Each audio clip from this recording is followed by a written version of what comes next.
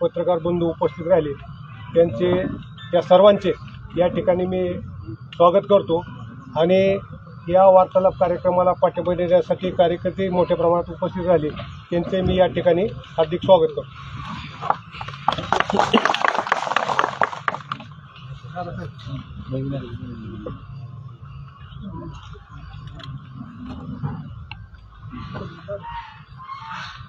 नमस्कार। आज 7 तारखेला पत्रकार बांधवांना या ठिकाणी कमी कालावधीमध्ये आम्हाला आपल्याला पत्रकार परिषद घेतो म्हणून निरोप देण्यात आला आणि त्या कमी वेळेमध्ये सुद्धा मोठ्या संख्येने पत्रकार बांधव उपस्थित राहिले। त्याबद्दल मी आपल्या पत्रकार बांधवांचं मनापासून या ठिकाणी स्वागत करीत आहे। खरं तर आपल्याला पत्रकार बांधवांना बाकी सगळे कार्यकर्तेही इथं उपस्थित आहेत। आजच्या कार्यक्रमासाठी उपस्थित असलेले पुणे जिल्हा मध्यवर्ती बँकेचे संचालक व मार्केट कमिटीचे माजी सभापती सन्माननीय आप्पासाहेबजी जगदाळे, त्याचबरोबर इंदापूर नगरीचे माजी उपनगराध्यक्ष आमचे मार्गदर्शक सन्माननीय भरत शेठजी शहा व सन्माननीय इथं उपस्थित असलेले सगळे कार्यकर्ते व जमलेले पत्रकार। खरं तर आज आपल्या सगळ्यांनाच माहिती आहे की विधानसभेची इलेक्शन एक थोड्या दिवसामध्ये या ठिकाणी रणधुमाळी चालू होणार आहे आणि या रणधुमाळीमध्ये एक 2-4 दिवसामध्ये आचारसंहिता देखील या ठिकाणी लागू होण्याची शक्यता आहे आणि इंदापूर तालुक्यामधून शरदचंद्रजी पवार साहेब यांच्या पक्षामधून आदरणीय आप्पासाहेब असतील, मी असेल, अमोल शेठ बिसे असतील, त्याचबरोबर सागर बाबा मिसाळ असतील, तेसी आप्पा पाटील असतील, असे काही इच्छुक उमेदवार होते आणि आम्ही सगळ्यांनी या ठिकाणी पक्षाकडे अधिकृत फॉर्म भरला होता की असं आम्ही विधानसभेसाठी इच्छुक आहे म्हणून। आणि आदरणीय पवार साहेबांना सुद्धा सगळ्या कार्यकर्त्यांनी किंवा आम्ही सगळ्यांनी विनंती केली होती की आपल्या पक्षामध्ये जे काही इच्छुक आहेत यापैकी कुणालाही आपण या ठिकाणी संधी द्यावं आणि सगळे कार्यकर्ते व आपण सगळी मिळून पक्षाचा चांगल्या पद्धतीने या ठिकाणी उमेदवार इथं निवडून येईल अशी परिस्थिती निश्चित होती व आहे, म्हणजे आमच्या कार्यकर्त्यांच्या ह्याच्यानुसार। आणि त्यानुसार या ठिकाणी मागणी केल्यानंतर आदरणीय साहेबांनी आम्हाला सांगितलं होतं की आपण सर्वे करून या ठिकाणी निर्णय घेऊ म्हणून। आणि सगळी कार्यकर्ते समबरोबरात एकदम थोडीशी होती आणि आपल्यालाही माहिती आहे 1.5-2 महिन्यापासून कशा पद्धतीने इंदापूरमध्ये वातावरण या ठिकाणी सुरू होतं आणि त्याच्यानंतर आज परिस्थिती तुम्हाला माहीत झाली। आज मला वाटतं इंदापूरमध्ये या ठिकाणी प्रवेश देखील झाला आणि बऱ्यापैकी त्या प्रवेशामधून असं निदर्शनास आलं की त्यांची उमेदवारीपर्यंतची सगळं क्लेरिफिकेशन या ठिकाणी सगळ्यांना मिळालं आणि मिळाल्यानंतर मग सगळी कार्यकर्ते आदरणीय आप्पासाहेबांना, भरत शेठला, आम्हाला की एक फोन करायला लागले की बाबा आपण काहीतरी या ठिकाणी निर्णय घ्यावा, आपण काहीतरी या ठिकाणी सगळ्यांचं म्हणणं असं आहे की काहीतरी निर्णय घेतला पाहिजे। कारण की सर्वसामान्य जनता, सगळ्या सर्वसामान्य गोरगरीब सहकारी यांचं सगळ्यांचं म्हणणं आहे की इंदापूर तालुक्यामध्ये एक सक्षम या ठिकाणी आघाडी करून एक चांगलं नेतृत्व या ठिकाणी पुढं आणण्यासाठी आपण सगळ्यांनी प्रयत्न करावा असं कार्यकर्त्याचा आग्रह आहे। बरोबर ना? मी म्हणतोय ते हात वर करून सांगा सगळे कार्यकर्ते, सगळ्याचा आग्रह आहे की काही झालं तरी इंदापूरमध्ये इथं तिसरा पर्याय झाला पाहिजे। आप्पासाहेबांचं देखील, भरत शेठचं देखील काय म्हणणं आहे की लोकांना जर आपण पर्याय दिला नाही तर आपल्याला कळणार कसं? कोण म्हणतं कुणाकडे 1,05,000 माझं बांधील मतदान आहे, कोण म्हणतं माझ्याकडनं 1 लाखच मतदान आहे। पण 2च उमेदवार असल्यावर तिसरा उमेदवार नसल्यावर कळणार काय कुणाचं काय? आणि शेवटी कुणाचं मतदान हे हक्काचं नसतं, जनता जनार्दनांच्या त्यांच्या हक्काचं आहे की कुणाला कुठल्या या ठिकाणी पदावर बसवायचा हा सर्वस्वी अधिकार हा जनता जनार्दनाचा आहे। म्हणून आता हा जो चेंडू आहे हा चेंडू आम्ही आदरणीय आप्पासाहेब, आदरणीय भरत शेठ यांच्या सगळ्यांच्या नेतृत्वाखाली हा चेंडू आम्ही जनतेच्या कोर्टामध्ये टाकणार आहे। आणि हे आजमवण्यासाठी आणि हा चेंडू जनतेच्या कोर्टामध्ये टाकून ही आजमवण्यासाठी लोकांची काय भूमिका येते, नागरिकांची काय भूमिका येते, ही माहिती जाणून घेण्यासाठी येणाऱ्या 11 तारखेला, बरोबर ना आपण? बरोबर आहे ना? 11 तारखेला किती वाजता? 10 वाजता 10 वाजता मार्केट कमिटी या ठिकाणी भव्य मेळावा कार्यकर्त्यांचं आणि सर्वसामान्य नागरिकांचं ऐकून घेण्यासाठी मेळावा आयोजित केलेला आहे आणि त्या मेळाव्यासाठी सर्व नागरिक आणि कार्यकर्ते मोठ्या संख्येने उपस्थित राहावं अशा प्रकारची विनंती करण्यासाठी आज ही पत्रकार परिषद घेतलेली आहे. आणि ही कार्यक्रम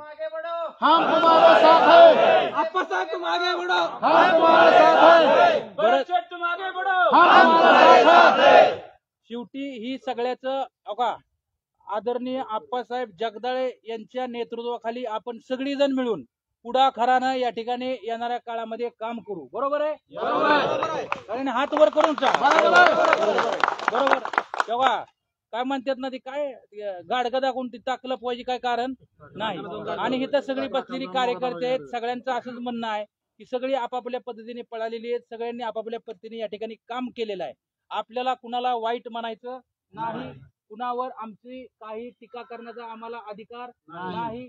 आमची एवढीच भूमिका आहे की जनतेमध्ये टाकलेला चेंडू या त्याचा काय करायचं ही जनता ठरवेल आणि ती आजमावण्यासाठी किंवा त्या जनतेचा निर्णय काय आहे ती आजमावण्यासाठी आजची ही पत्रकार परिषद आहे. त्याच्या पलीकडे दुसरं पत्रकार परिषद घेण्याचा उद्देश काही नाहीये. आणि तरी देखील आणि शेवटी सगळ्यांनीच आपापल्या पद्धतीनं लोकसभेला या ठिकाणी काम केलं होतं. आता बरेच पत्रकार मला सुद्धा प्रश्न विचारणार आहेत की तुम्ही पूर्वी अजित ह्याच्याकडे ताईंकडे होता, परत तुम्ही दादाकडे गेला. मी अगोदरच तिथं उत्तर देतो, पण ती सुद्धा सांगतो महारोदर बापू आहे तिथं किंवा बाकीचे इथं कार्यकर्ते सुद्धा आहे तिथं साक्षीला आहेत की 70-80 गावामध्ये जाऊन पहिल्यांदा प्रचार करणारा हा प्रवीण माने होता. सगळी विरोध होती, सगळी साक्षीला होती. ताईंचा प्रचार गाव भेट दौरा आपण सगळ्यांनी कार्यकर्त्यांनी मिळून सुरू केला. बरोबर आहे का? आणि सगळीकडे आपण सगळ्यांनीच मिळून साहेबांनी, भरत शेटनी, सगळ्याच बाकीचे पक्ष संघटनेतली बी सगळी होती, सगळ्यांनीच मिळून काम केलेलं आहे. की सगळ्यात आमचं काय म्हणणं नाही, पण एक छोटासा कार्यकर्ता म्हणून आम्ही प्रामाणिकपणे या ठिकाणी काम केलं. नंतरच्या काळामध्ये काय झालं, कसं प्रेशर आलं हे जनतेलाही माहिती आहे आणि आदरणीय साहेबांनाही माहिती आहे. त्या बाबतीत मी आणखी काही बोलू शकत नाही. बरोबर का? सगळ्यांना माहिती आहे, सगळ्यांना माहिती आहे आणि पत्रकार बांधवांना देखील माहिती आहे. म्हणजे तुम्हाला काय कुणाला प्रश्न विचार त्याचं उत्तर सुद्धा माझ्याकडे आत्ताच देतो का, जनतेलाच माहिती आहे काय झालं होतं आणि परत कशा पद्धतीने काय झालं हे जनतेला माहिती आहे, आदरणीय साहेबांना माहिती आहे, आदरणीय ताईंनाही माहिती आहे. त्याच्यामुळं हा जो चेंडू आहे तो जनतेच्या कोर्टामध्ये फेकून ती आजमावण्यासाठी येणाऱ्या 11 तारखेला मोठ्या संख्येनं या ठिकाणी आपण उपस्थित राहावं. आणि सभेचं स्थळ सुद्धा मार्केट कमिटीचं आहे, बरोबर ना साहेब? आणि आजची जिथं स्थळ झालं त्याच ठिकाणी सभा होईल आणि आजच्या कार्यक्रमाला सर्वजण या ठिकाणी उपस्थित राहिला त्याबद्दल आपला आभार व्यक्त करून माझे या ठिकाणी 2 शब्द या ठिकाणी संपवतो. यानंतर आदरणीय आप्पासाहेब जगदाळे यांनी संबोधित करावं.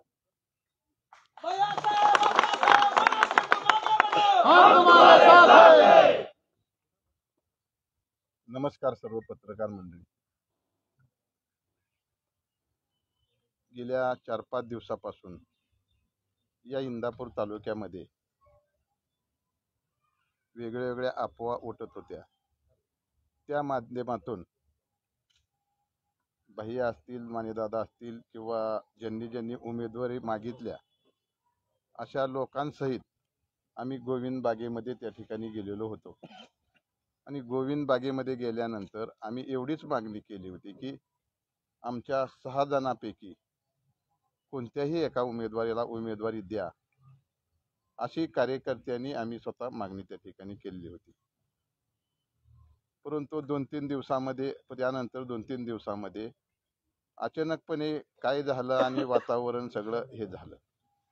मी स्वतः सुरुवातीपासून इच्छुक होतो. तुम्हाला पत्रकार मंडळीला सुद्धा माहीत असेल की सुरुवातीपासून मीच उमेदवार हे गृहीत धरून गेले 2-3 महिने हे चाललेलं होतं. परत भैयांनी सुद्धा अगोदर काही 70-80 गावामध्ये जाऊन त्या ठिकाणी काम केलेलं होतं. तेही दावेदार होते.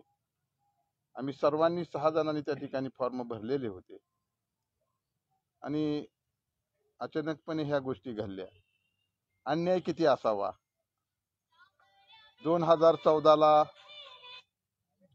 2014ला सुद्धा अशा प्रकारचं आश्वासन मला दिलं. त्यावेळेस बी मी पवार साहेब, सुप्रियाताई यांच्याकडे मी उमेदवारी मागणी केली होती. 2019ला सुद्धा अनेक वेळा त्या ठिकाणी जाऊन मी पक्षाकडे मागणी केली. 19ला जरूर आम्ही त्या ठिकाणी निर्णय वेगळा घेतला असेल, परंतु या तालुक्याचे आज ज्यांनी प्रवेश केला यांनी मला विजयशी मोहिते पाटील साहेबांच्या शिवरत्न बंगल्यावरती बोलवून घेतलं आणि त्या ठिकाणी यावेळेस माझं काम करा, पुढच्या वेळेस मी तुमचं काम करेल, अशा प्रकारचा शब्द त्या ठिकाणी दिला. आता प्रश्न असा पडतोय मला की मी काय केलं पाहिजे. शेवटी याला बी मर्यादा असतात. राजकारण वेगळं आहे, माझा स्वभाव वेगळा आहे. मी प्रत्येक शब्द पाळतो. ज्यावेळेस मनाला दुःख एवढं वाटतं मला की आपण प्रत्येकाचा शब्द पाळले जातो, त्याप्रमाणे काम करतो, भावनात्मक होतो आणि आपण कामाला लागतो. आणि प्रत्येक वेळेसच भावनात्मक व्हायचं, कामाला लागायचं. जनता माझ्याकडं मतदान मागायला गेल्यानंतर हसते की तुमची 3 टर्म झालं, तुम्ही असं करताय की माझंच फायनल आहे म्हणताय, आमच्या घरी येताय, तरी तुमचं का होत नाही, ही खंत माझ्या मनामध्ये आहे. आज ठीक आहे, परवा दादांनी आणि प्रवीण भाईंनी सुद्धा सुप्रियाताईंना सांगितलं माझं नाही झालं तरी चालेल, पण आप्पासाहेबाला तुम्ही उमेदवारी द्या, असं त्यांनी त्या ठिकाणी सांगितलं. रात्री सुद्धा भाईंनी मला सांगितलं की आप्पासाहेब काय बी होऊ द्या, तुमच्यावर अन्याय झालाय, तुम्ही उभा राहा. भैया मला उभा राहण्याचं महत्व नाही, मी त्यांना रात्री सांगितलं आणि सकाळी बी सांगितलं. आपल्या दोघांपैकी कोणीही उमेदवार असू द्या, परंतु अन्याय ही तुमच्यावर बी झालाय आणि त्यापेक्षा माझ्यावर बी जास्त झालाय. तर आपल्याला ह्या गोष्टीला समोर जाणं गरजेचं आहे. आपण असं करू की आज आपण तसं पाहिलं तर आज आपण सगळ्यांची चर्चा करू, त्यानंतर पत्रकार परिषद घेऊ आणि त्यानंतर आपण कार्यकर्त्याला काही विश्वासात घेऊ. उद्याच्या दिवसाभरामध्ये कार्यकर्त्याचं म्हणणं समजून घेऊ आणि आपण 10-11 तारखेला त्या ठिकाणी मेळावा घेऊ. त्याप्रमाणे भाईंनी आता डिक्लेअर केलंय की 11 तारखेला आम्ही चेंडू सर्व या तालुक्यातील तमाम ज्यांनी आमच्याबरोबर 2019 म्हणजे 2024ला लोकसभेमध्ये काम केलं, त्या मतदारांनी आमच्या साहेबांच्या किंवा ताईंच्या वरती विश्वास ठेवला आणि त्यानंतर आमच्यावरती सुद्धा विश्वास ठेवला आणि त्या विश्वासाला पात्र राहून या ठिकाणी काम केलं. यांच्या ह्याच्यामध्ये आम्हाला चेंडू टाकून आम्हाला 11 तारखेला त्यांच्याकडून विचारून आम्हाला हा निर्णय घ्यावा लागणार आहे. यापेक्षा जास्त काही बोलण्यासारखं नाही. तुम्ही सर्व पत्रकार मंडळी, हे मला कळत नाही की या इंदापूर तालुक्यामध्ये चाललंय काय. आज लोक म्हणतायत की आजी नको माझी नको, तरी पण आजी माझीलाच बोलवून घ्यायचं.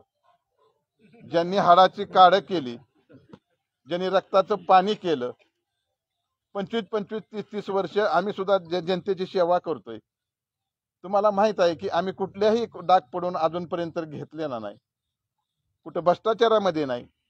मदत करायची तर स्वतःच्या खिशातून करतो, पण त्या निवडणुकीमध्ये कोणाचे पैसे नेऊन आम्ही काय गोष्टी किंवा काय केलेलं नाही, कुणाकुणा काय घेतलं नाही. तरी पण हा अन्याय आमच्यासारख्या कार्यकर्त्यावरती का असावा, ही खंत माझ्या मनामध्ये. राजकारणामध्ये कोण आमदार होईल कोण नाही ह्याला महत्व नाही, पण लोकांची सेवा एक निष्ठेनं 25 वर्ष आम्ही करतोय. आज मानेदादासारखे नेतृत्व आमच्या अगोदरपासून या परिसरामध्ये लोकांची सेवा करतात. जर आमच्यासारख्या माणसाला न्याय नाही तर मग न्याय परत त्याच माणसाला कोणत्या कारणानं देत आहे. आणि ठीक आहे, हा विषय या इंदापूर तालुक्यातल्या जनतेनं समजून घेतला पाहिजे. हा विषय भावनेचा आहे, हा विषय झालेल्या अन्यायाचा आहे. किती दिवस हा अन्याय सहन करायचा, कोण फसवायचं राहिले अशी अजून वाट पाहायची, ही मनामध्ये आमच्या खंत आहे.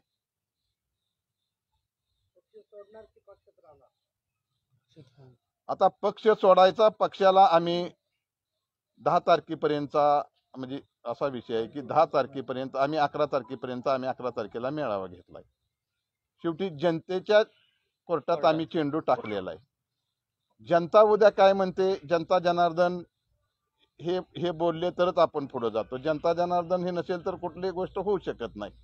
शेवटी हा निर्णय ह्याच्यावरती नाही आणि पक्ष सोडायचा आणि ह्याचा नाही. आम्ही पक्ष सोडायसाठी ही घेतलेली नाही. शेवटी आजही विश्वास आमच्या सगळ्यांचा. आम्ही असं म्हणत नाही आम्ही दोघं हित आहे, बरोबर आहे का भैया? अजूनही तुम्ही ज्यांनी 4-5 जणांनी मागितली त्यातलं दिलं तरी आप्पासाहेब जगदायचं काम करायची तयारी आहे. भैया आहे का नाही? नाही केलं मी शब्दाला पक्का आहे. नाही केलं तर सांगा, ठीक आहे. आम्ही मान्य नाही ना, म्हणजे कुणाला नसतील बाबा काय एक अडचणी असतील तर आमच्या 4-5 तेजस्वी पाटील आहेत. त्यानंतर तुमचे मला अमोल बिसे जे आहेत, अशोक घोगरेंनी सुद्धा तिकीट मागितलंय. त्यानंतर अजून सागर मिसाळने तिकीट मागितलंय. सागर मिसाळला मी म्हणलं स्वतः, अरे सागर तुझा बी हक्कदार राहा, पुढे भविष्यात कुठेतरी विचार होत असतो. मी विचारा सागर मिसाळला बोललोय का नाही. मग एवढ्या आमच्या भावना साफ आहेत, मग आमच्यावरच का अन्याय, हा सुद्धा प्रश्न आहे.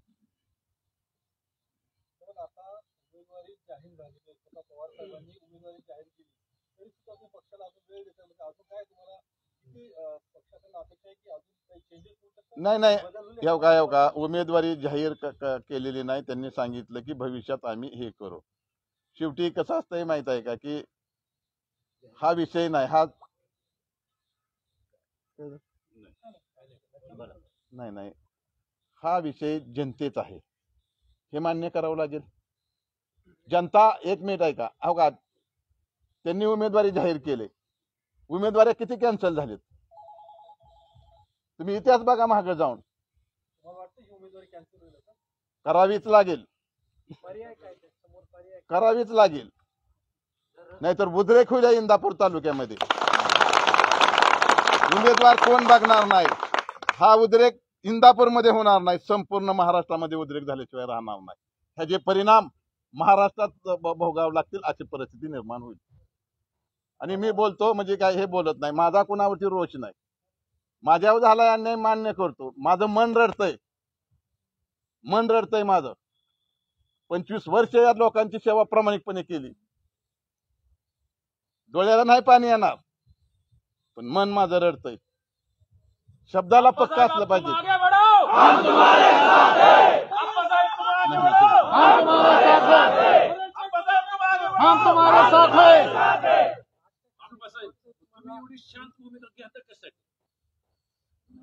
शांत भूमिका नाही, संयम हा असला पाहिजे. संयम असला पाहिजे. हर्षवर्धन पाटलांना प्रवेश द्यायचा होता त्यावेळेस तुम्हाला विश्वासात घेतलं नाही का? कारण सुप्रिया सुळे आजच्या बातमीत असं म्हणतात की आम्ही कुठल्याही कार्यकर्त्यावर अन्याय होऊ देणार नाही. तुम्ही 6 जणांनी उमेदवारी मागितली. नाही त्या आमच्या नेत्या आहेत. आम्ही त्यांच्यावरती प्रेम केलंय, त्यांनी बी माझ्यावरती खूप प्रेम केलेलं आहे. मला प्रश्न विचारण्यापेक्षा मी त्यांना प्रश्न तुम्ही विचारावा की बाबा तुम्ही खरोखरच विचारलंय का, तर मी त्यांच्याबद्दल बोलू शकत नाही. त्यांनी माझ्यावरती प्रेम केलेलं होतं म्हणून बोलू शकत नाही.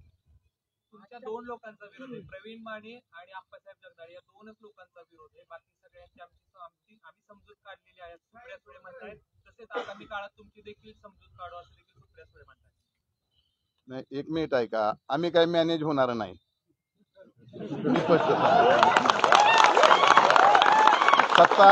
सत्ता येती जाती, स्वाभिमान घाण ठेवणार नाही. स्वाभिमान नाही घाण ठेवणार.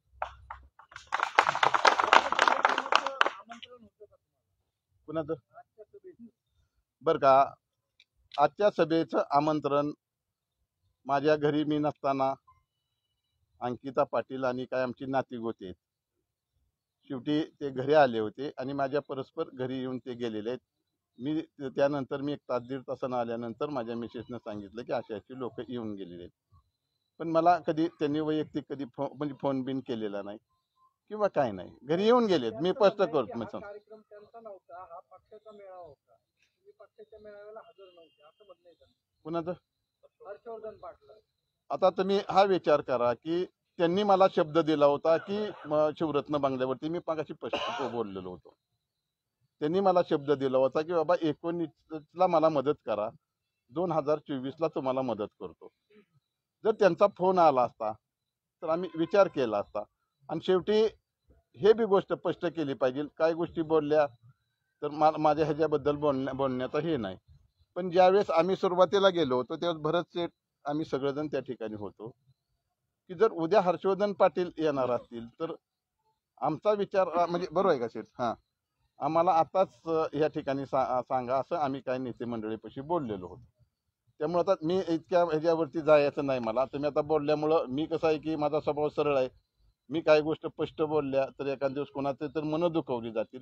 मला कोणाचा मन दुखवण्याचा काही हेतू नाही. जोपर्यंत माझ्यावरती कोण टीका करत नाही मी तोपर्यंत दुसऱ्यावरती टीका करत नाही. ही माझा स्वभाव आहे. माझा प्रश्न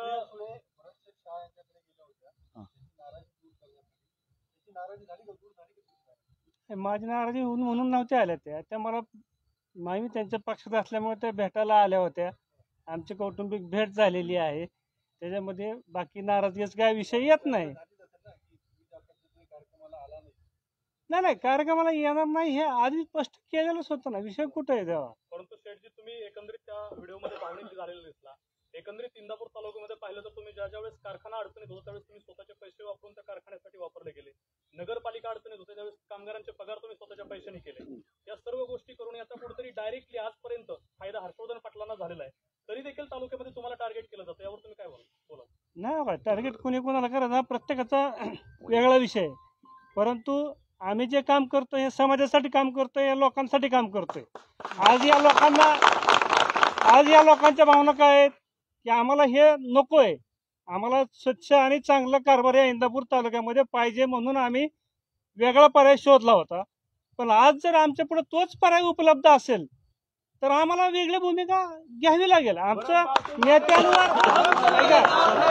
आमचा कुठल्याही नेत्यांवर आक्षेप नाही, ताईंवर नाही, साहेबांवर नाही. त्यांचे आमचे कौटुंबिक संबंध आहेत, भविष्यात ते राहतील.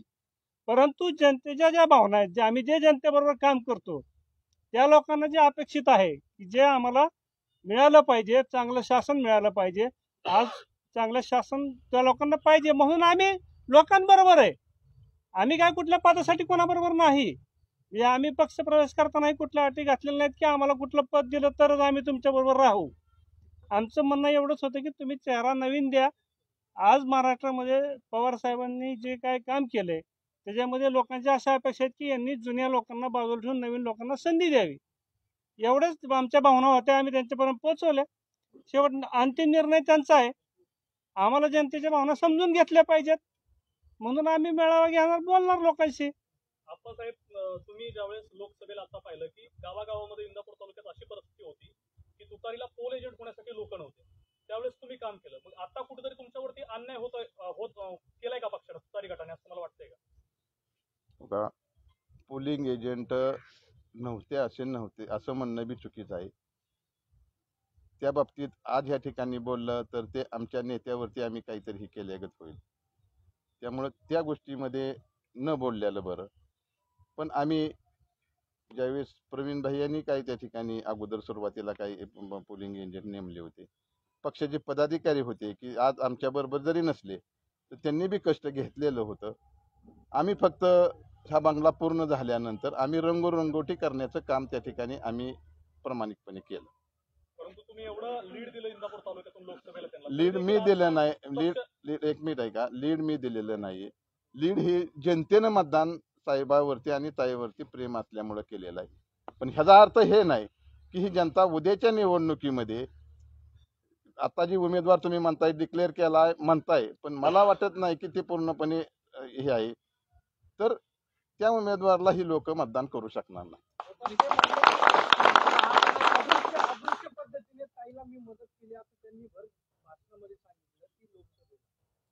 बर का, एक मिनिट आहे का, ह्या गोष्टी दबावापोटी झाल्या असत्या तर ठीक आहे.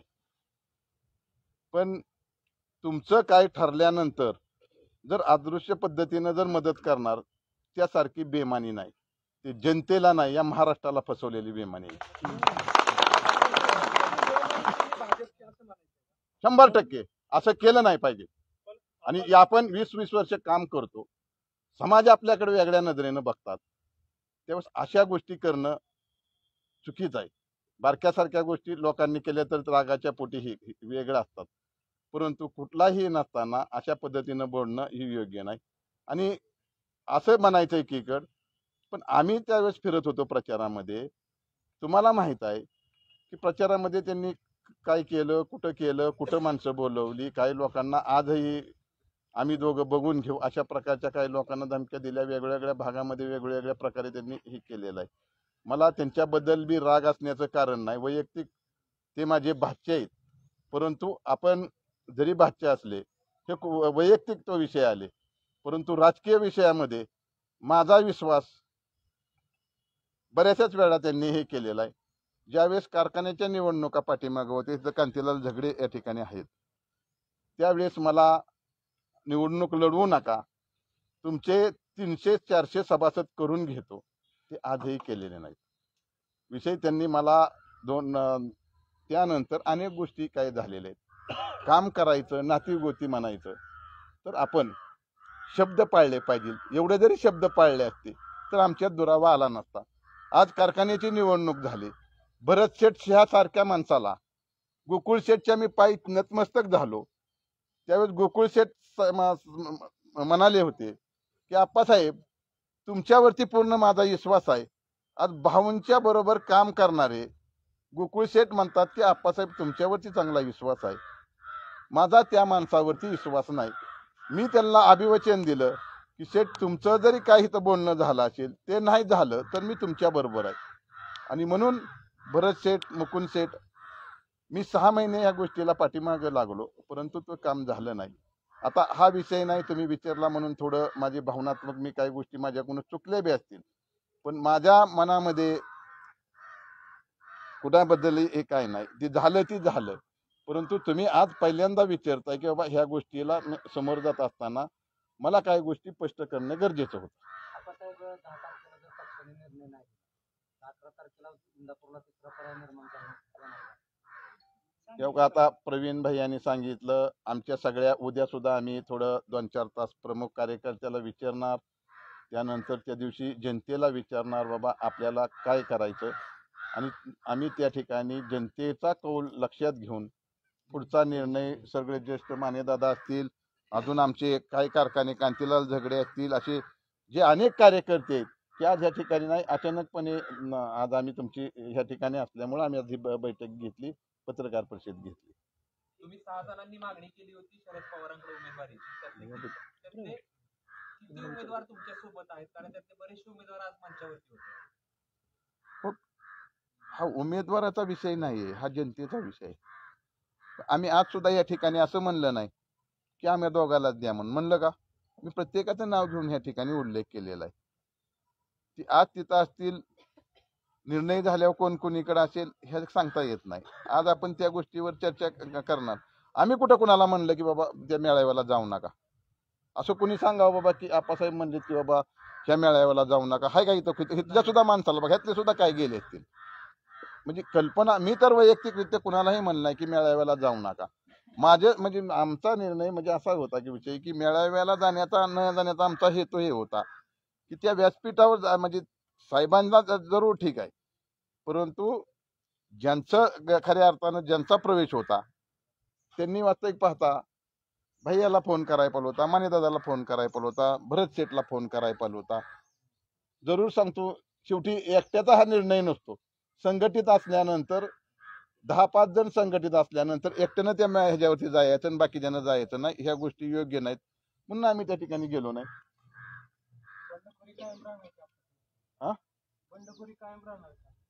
बंडखोरी आज म्हणून बंडखोरी नाही उपयोग. आज आपण बंडखोरी कुठं करतोय? निवडणुका आल्यापर्यंत हे जे बडे मतदार आहेत ते तुमचा वापर करून घेतात मतासाठी, आणि नंतर तुम्हाला आश्वासनं देतात, शब्द देतात, आणि ऐन टायमिंगला फसवणूक केली जाते का या सगळ्या लोकांकडून?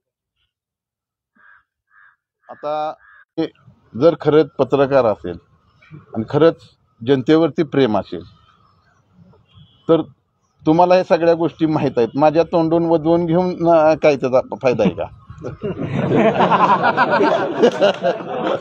जनतेची बाजू तुम्ही मांडाला.